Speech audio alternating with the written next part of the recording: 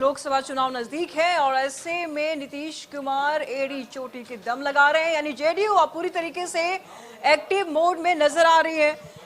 JDU अध्यक्ष ललन सिंह ने 29 दिसंबर को दिल्ली में राष्ट्रीय कार्यकारिणी की बैठक बुलाई है। सीएम नीतीश कुमार इस बैठक में शामिल होंगे और ऐसे में ये कयास लगाए जा रहे हैं कि चुनावी तैयारियों पर चर्चा होगी और साथ ही पार्टी की तरफ से बड़े फैसले लिए जा सकते हैं। इससे ठीक पहले 24 दिसंबर को वाराणसी में सीएम नीतीश की रैली है। जेडीयू के नेताओं का दावा है कि नीतीश कुमार इस रैली से पीएम मोदी को चुनौती देंगे। अब देखना होगा कि कार्यकारिणी से क्या कुछ निकल के सामने आता है।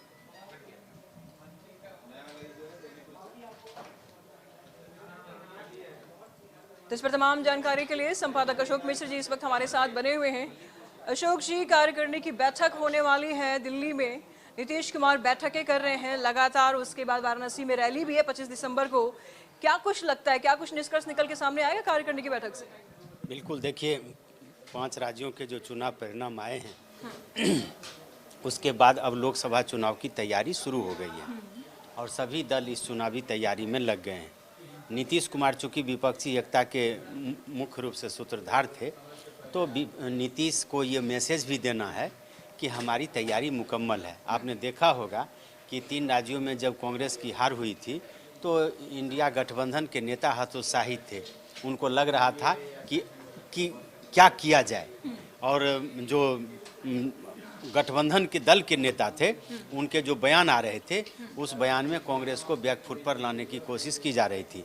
लेकिन नीतीश जब बाहर निकले तो उन्होंने दावा किया कि हार जीत चुनाव का हिस्सा है और इससे हम डरने वाले नहीं हैं, और सभी विपक्षी अगर एकजुट होकर के लड़ते हैं तो इसका चुनाव परिणाम कुछ बेहतर होगा।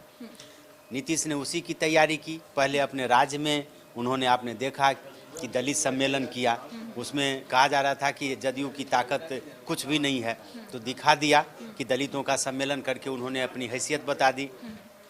फिर कर्पूरी जयंती के बहाने वो 24 जनवरी को कर रहे हैं, तो उसमें वो अति पिछड़ों को शामिल करेंगे। उसके पहले, यानी कि दिल्ली कूच करने से पहले नीतीश यह दिखाना चाहते हैं या उनकी पार्टी दिखाना चाहती है कि हमारा जनाधार सिर्फ बिहार तक ही सीमित नहीं है। और यही आपने देखा होगा कि नीतीश ने झारखंड में भी कार्यक्रम दिया है, तो जोहार झारखंड करके वो रैली करेंगे, और इसी के तहत उन्होंने 24 दिसंबर को बनारस में कार्यक्रम रखा है। बनारस की रैली को सफल बनाने के लिए जदयू के जो नेता हैं वो लगे हैं, और जिस कैंपस में ये कार्यक्रम किया जा रहा है, कहा जा रहा है कि वहाँ कुर्मियों की संख्या यानी कि पटेल की संख्या काफ़ी ज़्यादा है, और कहा जा रहा है कि सिर्फ वो जाति के लोग ही अगर वहाँ पे पहुँच जाएं उस इलाके के, तो वो मैदान छोटा पड़ जाएगा। तो ऐसी परिस्थिति में नीतीश को और जदयू को पूरा विश्वास है कि जहाँ पे हम रैली कर रहे हैं वो रैली सफल होगी। उस रैली के सफलता के बाद अब नीतीश मैसेज देने के लिए दिल्ली जा रहे हैं। रैली में वो ये मैसेज देंगे कि बिहार ही नहीं, उत्तर प्रदेश में, और उत्तर प्रदेश ही नहीं बनारस में, और बनारस ही नहीं प्रधानमंत्री नरेंद्र मोदी के चुनाव क्षेत्र में, लोकसभा क्षेत्र में उनकी हैसियत मोदी से कम नहीं है, यानी कि वो रैली कर सकते हैं।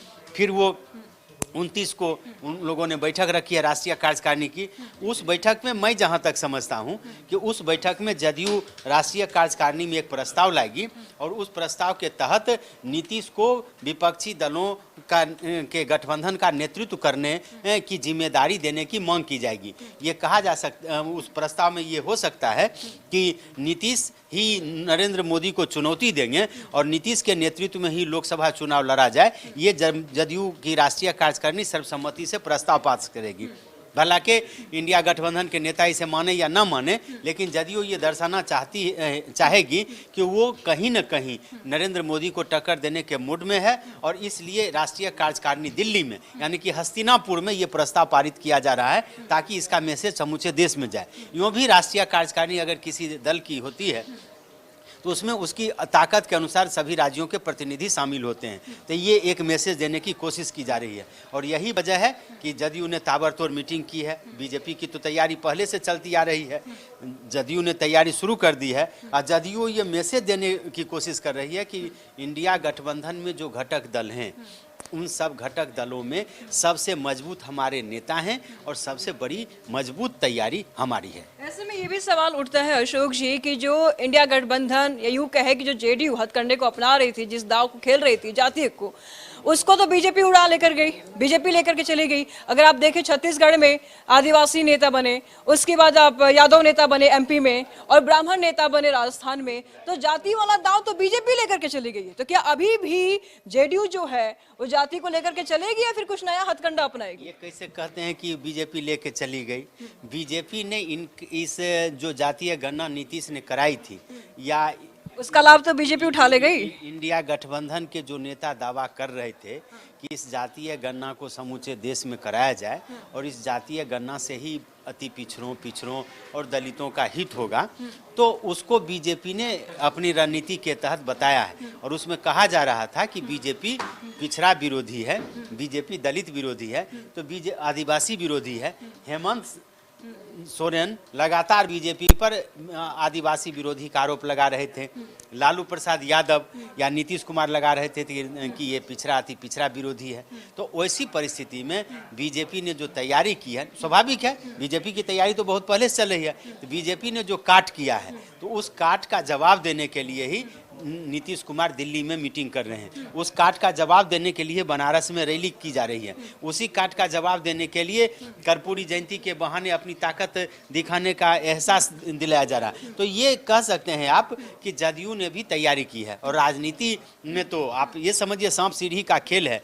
निश्चित रूप से एक राजनीतिक दल अपने राजनीतिक विरोधियों को कोशिश करेगा कि वो मत दे, इसके लिए वो सह और मत का खेल तो चलता ही रहता है। लेकिन जदयू के जो कार्यकर्ता, या यूं कह सकते हैं कि इंडिया गठबंधन के जो नेता 5 राज्यों के चुनाव परिणाम से जो हतोत्साहित थे, या कह सकते हैं कि उनको लग रहा था कि आगे क्या होगा, उसको नीतीश ने एक राह दिखाने की कोशिश की है। और इसी के तहत बनारस की रैली हो, झारखंड की रैली हो, या राष्ट्रीय कार्यकारिणी की बैठक दिल्ली में हो, इसकी तैयारी जदयू ने की है।